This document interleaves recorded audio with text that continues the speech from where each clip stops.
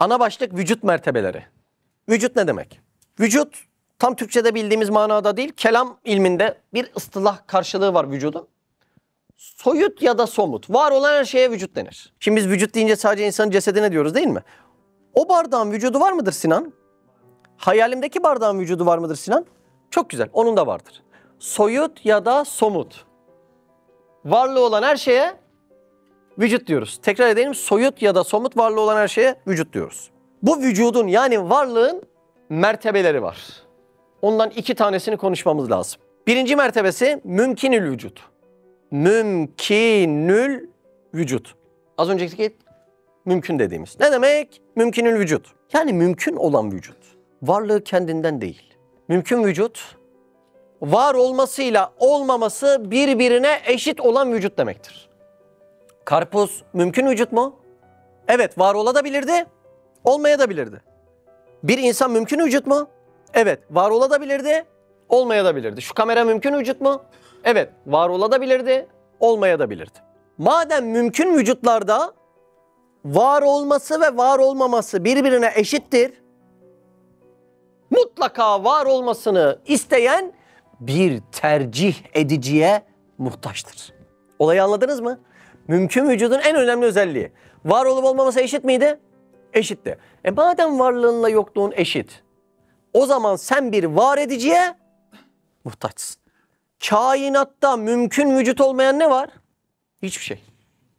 O zaman tersten okuyalım. Kainattaki her şey mümkün vücut mu? Hepsi. Saçın, kaşın, gözün, annen, deden, tırnağın, karpuz, kabak, ceylan, tavşan tamamının var olabilirdi, olmayabilirdi. Eşitse demek ki bunları var eden bir tercih edici olmak zorundadır. Her birisini karanlıktan, yani yokluk aleminden çıkaran bir tercih edici, bir irade olmak zorundadır. Mesela bir kitap düşünelim. Yazılabilirdi, yazılmayabilirdi. O kitap madem yazılmışsa yazar yazmayı tercih etmiştir. O zaman kitap ne vücut oldu? Mümkün. Kitap yazılabilirdi, yazılmayabilirdi. Ben vücudum ne benim? Mümkün. Ben olabilirdim, olmayabilirdim. Madem benim ihtimallerim eşit, demek ki Allah Azze ve Celle beni yaratmayı, yani oldurmayı, yani karanlık alemlerden çıkarıp dünyaya göndermeyi tercih etmiş demektir. Diğer vücuda geçelim. Vacibül vücut. Vacibül vücut, varlığı kendinden olan, çok önemli bir olay ya. Var olmak için başka hiçbir sebebe ihtiyaç duymayan, şuraya dikkat edin. Vacip ne demek? Zorunlu demek. Vücut, varlık demek. Vacibül vücut, var olması zorunlu olan zat demektir. Anladınız mı olayı? Allah Allah. Bak vücut mertebesine bak. İmkan kelimesinin zıttı nedir? Vacip, vacip. Bak çok güzel. İmkan tercih edilebilen. Vacip, tercih merci yok. Olması zorunlu. İmkan zıtlık aynasından vacibi gösterir.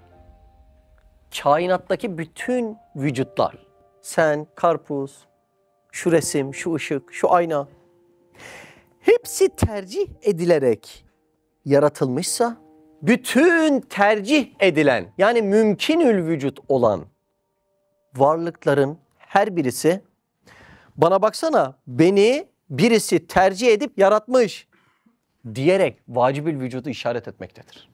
Nasıl olay, anladınız mı? Kainatta bütün mümkünler onları tercih eden bir vacibe işaret eder. Dersin anahtarı oturuyor mu şimdi? Neden tevhid dersi oldu?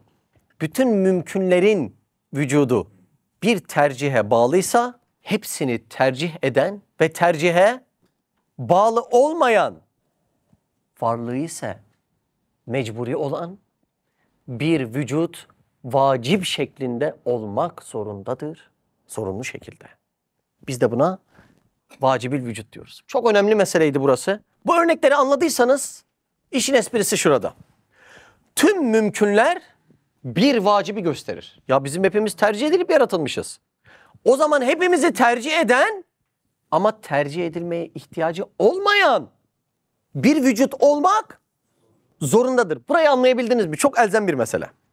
Yani varlığı başka hiçbir varlığa ihtiyacı olmayan birisi olacak ki varlığı hep ihtiyaçlar üzerinde giden birilerinin ve bir şeylerin varlığını tercih edebilsin. Biraz cümleler zor gibi gelebilir. Birazdan iyice açılacaktır. Bir gün sizinle tren garına gitmişiz. Çok soğuk yerlerdir değil mi tren garları? Hep ayrılıkları hatırlatır. Ama bu sefer ayrıldığın kişiye değil gözün trene ilişmiş. Bir tane vagona bakıyorsun hareket ediyor. Vagona bir baktın vagonda motor yok. Güç yok.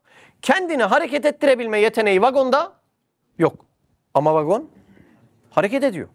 Merak ettin bu vagon nasıl hareket ediyor diye bir baktın vagonu arkasındaki diğer bir vagon çekiyor. Aynı özellikler bunda da var. Güç yok, motor yok, hareket etme özellikleri yok. Ama hareket ediyor. Ya bu nasıl hareket ediyor dedim. Bir baktın önündeki diğer vagonda onu çekiyor. Tüm kendi başına hareket edemeyen vagonların hareketi. Gözlerinle görmesen bile gösterir ki hareketi kendinden olan bir lokomotif hepsini çekmektedir. Mantıklı mı? Mantıklı. Çünkü hareketi olmayan vagonlar hareket ediyorsa o da oradan ediyor, o da oradan ediyor, o da oradan ediyor. Buna teselsül deniyor. Silsile. Vagonda hareket kabiliyeti var değil mi? Yok. Vagonda hareket kabiliyeti yok ama hareket ediyor. Nasıl ediyor? Bu çekiyor. Bu çekiyor, bu çekiyor. Hareket kabiliyeti olmayan bütün vagonların hareketi çekilmeye ihtiyacı olmayan ama kendisi çeken olan bir lokomotifin varlığına işaret eder. Gözlerinle görmesen bile. Hangi gözümle gördüm? Akıl gözümle gördüm. Belki tren çok uzun. Bu gözümle göremedim ama akıl gözümle gördüm.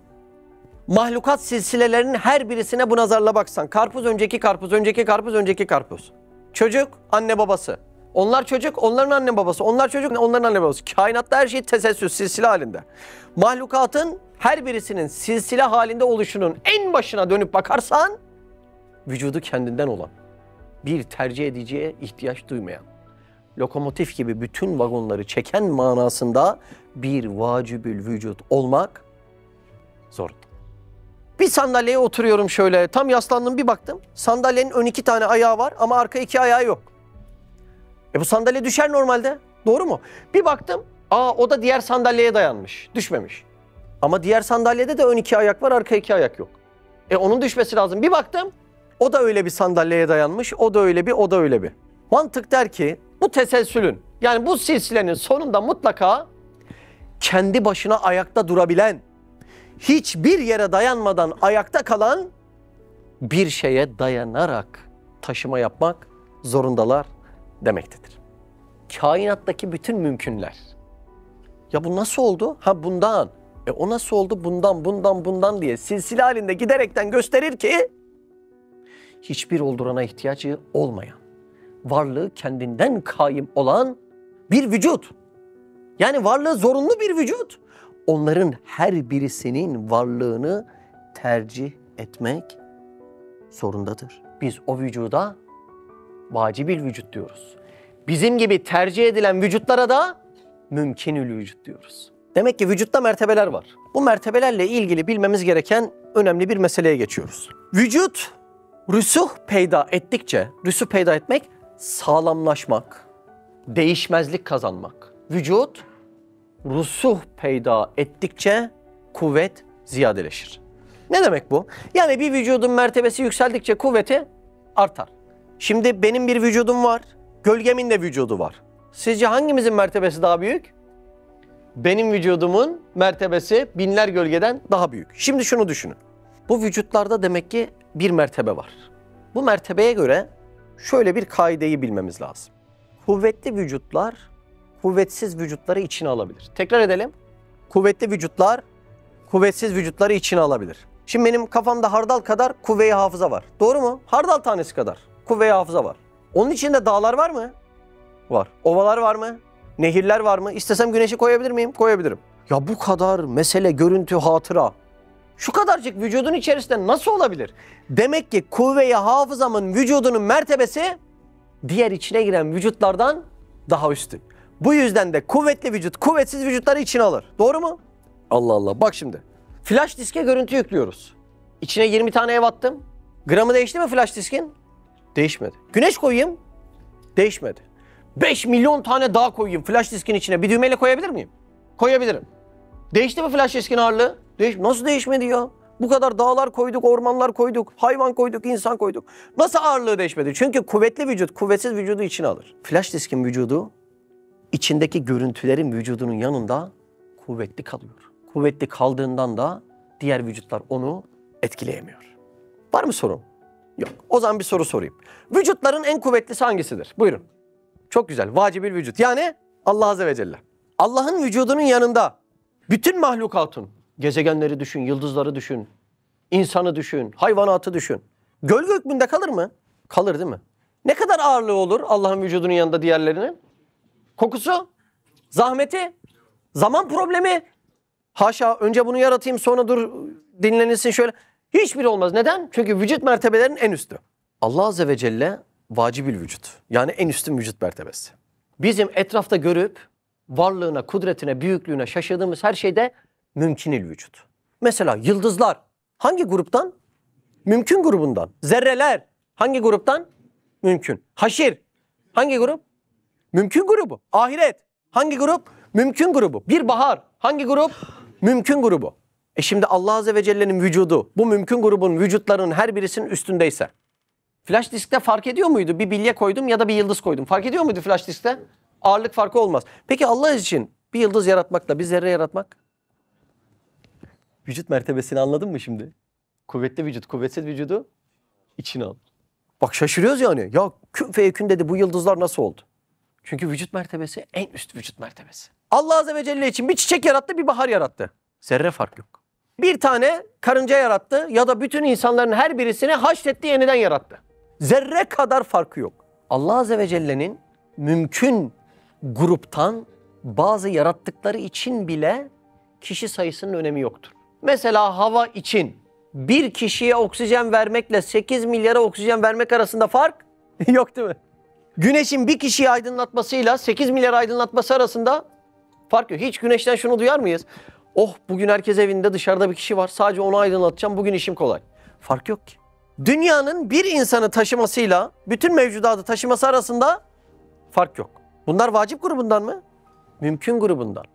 Allah'ın yarattıkları içindekilerin bazıları bile 1'miş 8 milyarmış. 3 kiloymuş sonsuz kiloymuş. Bunların arasında fark yoksa yani vücut mertebesi mümkünde olan hava için, güneş için, dünya için kişi sayısının önemi yoksa vacibül vücut olan yani vücut mertebelerinin en üstüne olan Allah Azze ve Celle için mahlukattan biriyle bini arasında çiçek yaratmakla haşir yaratmak arasında zerre kadar fark olamaz. Hani diyor ya sizi tekrar yaratacağım. Gözümüzün önünde baharda 400.000 çeşit bitki yeniden yaratıyor. 8 milyon çeşit hayvanı tekrar yaratıyor. Böyle bir Allah'a ya sen beni nasıl tekrar yaratacaksın diye sormak abes olur değil mi? Allah Allah. Bu mümkün vücudun bir diğer önemli yanı da şudur. Biz Allah Azze ve Celle'nin zatının güzelliğini idrak edebilir miyiz? Edemeyiz, zatını düşünmek bile caiz değil. Çünkü imkan grubundan değil. Haşa şuna şeytan nasıl desen mikrofonu vardır, düğmesi vardır, alıcısı vardır, vericisi vardır bir şey söyler. Yani bize sorsalar bir şeyi ne gibi düşünürüz? Elimizde bağlı olan donelele. O yüzden Allah Azze ve Celle'nin zatını düşünmek bile caiz değil. Güzelliğini nasıl anlayacaksın? İnelim şunatını anlamak mümkün değil. Sonsuz sıfatlarını o da mümkün değil. Esmalarını mümkün değil. Neyi anlıyorsun biliyor musun? Allah Azze ve Celle'nin fiilleri tecelli edecek, bir eşya yaratacak. Basit geliyor değil mi kavram? O eşya için adam canını veriyor ha. Bir demir için, bir beton için. Ya da sevdiği bir başka insan için. O da bir eşya mı? O da. Bunun için canını veriyor insan. Yazı atının güzelliği. O ne demek? Anca sen buradan bir tefekkür edeceksin de güzellikleri idrak edebilesin. Ne demek biliyor musun yani? Kainattaki bütün güzellikler yaratılmış. Ben ne kadarını bilirim? Bizim köye düştüğü kadarını. Öyle mi? Bizim köye ne düşer? Tarhana düşer, pekmez düşer, yoğurt düşer. Öyle mi? Bu kadar mı kainattaki güzellik? Yok. Ruhun derinleşmesi lazım bu kadar güzellikleri anlamak için. Evliyaullah'ın tavrı niye bize benzemiyor? Ya öyle bir güzellik müşahede etmiş ki. Diyor bu deli neyin peşinde koşuyor böyle diyor. Anlıyor musun demek istediğimi? Acayip bir mesele.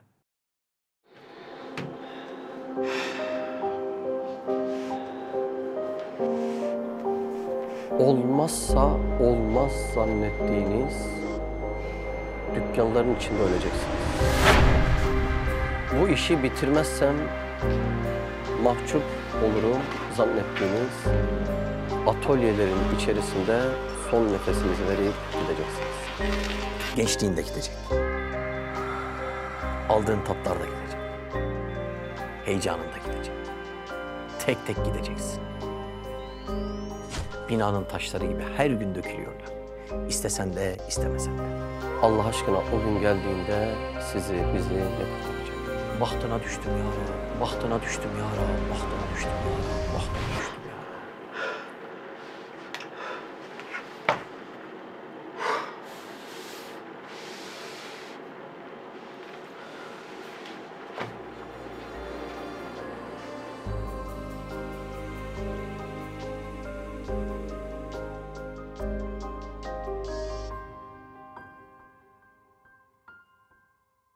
Siz de Hayalhanem'in yurt içi ve yurt dışı projelerine destek olmak için buradaki linke tıklayarak online bağışta bulunabilir veya aşağıdaki iletişim numaralarından bizlere ulaşabilirsiniz.